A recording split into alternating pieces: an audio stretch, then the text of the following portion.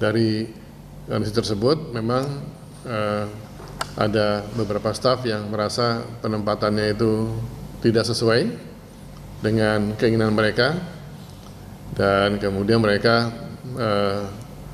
mengadakan suatu unjuk rasa tadi pagi dengan ungkapan bahwasanya ada pemecatan atau ada penempatan yang tidak sesuai. Untuk diklarifikasi, dan tadi juga sudah sampaikan pada yang bersangkutan, Kementerian tidak pernah memecat siapa-siapa. Yang ada, pemerintah itu, Kementerian mengadakan mutasi atau rotasi pegawai, sesuatu yang memang umum dikerjakan oleh sebuah institusi, lembaga, baik pemerintah maupun juga non-pemerintah. Panjang lebar kami diskusi dengan mereka, akhirnya mereka mengatakan paham dengan kebijakan kami dan mengerti tidak selamanya penempatan orang itu persis seperti yang diharapkan. Kita boleh berharap, tapi juga ada penugasan lain, kita perlu menetapkan mereka pada tempat-tempat yang mungkin berbeda, tapi saya kira itu juga terbaik untuk mereka. Sebab pada mereka juga bahwa kami di Kementerian berusaha untuk sebaik mungkin melayani semua staf yang ada, bekerjakan mereka dengan baik, mereka berkarir dengan baik ke depan, sehingga harapan kami ke depan nanti Kementerian ini punya satu prestasi yang cukup baik, kinerja yang baik, dan di mana stafnya pun kita berharap juga mempunyai kesejahteraan yang memadai. Dengan pendekatan seperti itu, mereka akhirnya mengatakan minta maaf, ada salah paham tadi pagi, sehingga terkesan dipecat, padahal adanya mutasi atau rotasi tetap pada Kementerian Dikti Saintek, hanya posisinya yang diubah. Dengan permintaan maaf tersebut, kami juga menyampaikan kita menghargai keterbukaan mereka, kenapa sampai ada unjuk rasa tadi pagi, dan dengan seperti itu tadi sudah kita sepakati, marilah kita ke depan sama-sama membuat kementerian ini jadi kementerian yang dapat dipercaya oleh masyarakat. Jadi itu yang kita sepakati tadi, selesai sepakat jam 21.00, dan untuk itulah saya malam ini memberikan satu pernyataan melewat media televisi. Terima kasih. Kalau jadi gini, karena kita kementerian ini kan pecahan dari Kemdikbudristek, jadi Kemdikdasmen, Kemdiksaintek, dan Kementerian Budaya, maka ada yang memang, jadi kami mempunyai satu dirjen yang sudah ada, Dirjen Dikti, dan 2 dirjen baru, Dirjen Risbang dan Dirjen Saintek. Nah, 2 ini masih kosong. Kita membuat satu skenario bagaimana menyusun personil di 2 dirjen baru ini. Itu pun kita menggunakan kalau bisa yang selama ini ada di Dikbudristek. Jadi yang lama kita manfaatkan dulu. Kalau masih kurang baru kita cari di luar atau yang baru.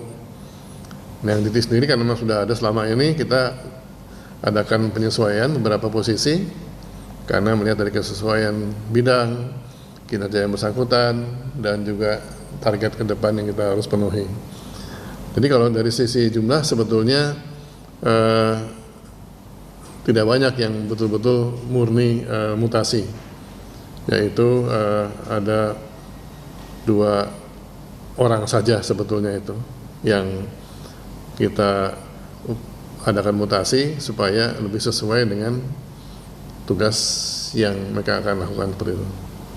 Kalau untuk pengembalian sendiri itu apakah akan tetap di Dikti atau bakal dirotasi ke Kemendikbudristek? Yang pertama kita mutasikan dulu di dalam Kemdiksaintek. Kalau misalnya mungkin belum pas, kami tawarkan juga mungkin di Dasmen atau di Kementerian Budaya lebih tepat gitu loh. Kami juga melihat dari dari passion yang bersangkutan itu cocoknya di mana, kan orang beda-beda, nggak semua sama itu kan keahliannya. Kita ingin sepas mungkin, sesuai mungkin supaya maksimal gitu loh. Kadang-kadang yang bersangkutan merasa saya maunya di sana gitu loh. Bisa katakan enggak, ini lebih pas di sini gitu loh. Nah, jadi ya dinamika seperti itu lah. Ini Pak yang paling banyak sekali beredar di media sosial tentang voice note itu, mungkin apakah Bapak bisa memberikan klarifikasi tentang itu Pak? Karena itu yang paling ramai Pak. Maaf tadi. Jadi ada voice note yang tersebar di media sosial, juga itu adalah suara Bapak dan staf di Kementek. Begitu, mungkin bisakah Bapak memberikan klarifikasi tentang hal itu Pak? Itu bukan suara saya. Berarti dialog yang ada di situ tentang wifi dan Enggak. bukan ya Pak ya? Bukan. Ya. Ini kan sudah memanggil dua tokoh tadi sudah dipanggil. Apakah orang-orang yang ikut dalam aksi masa tersebut sudah memahami adanya rotasi untuk meningkatkan kinerja efektivitas dalam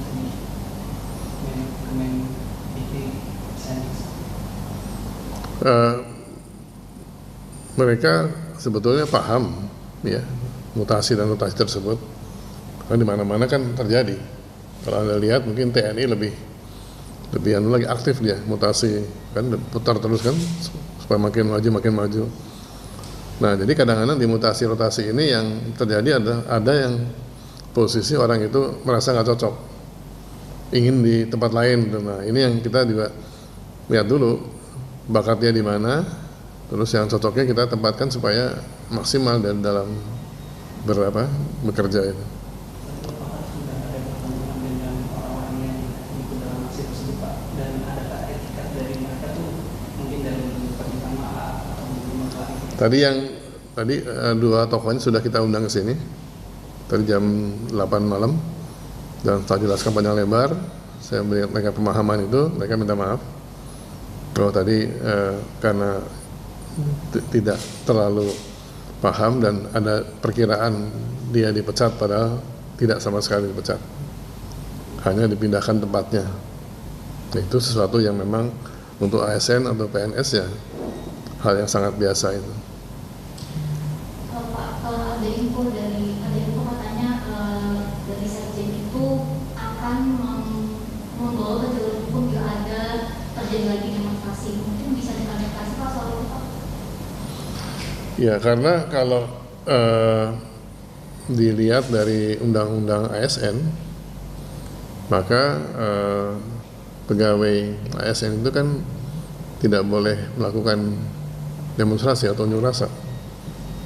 Karena orang kita juga satu kantor, kan lebih kita bicarakan saja gitu kan, sampaikanlah, tidak perlu kemudian unjuk rasa.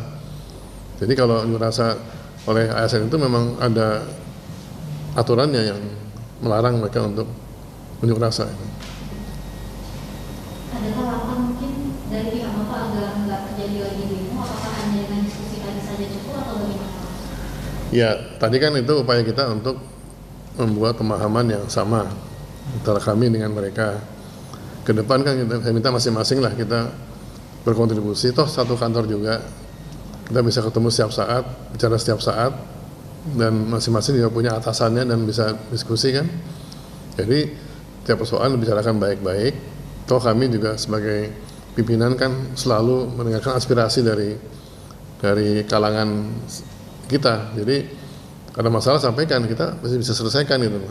Ya, jangan kemudian dibawa ke unjuk rasa yang sebetulnya itu mencederai seorang atau orang-orang yang tergabung dalam ASN. Disayangkan gitu.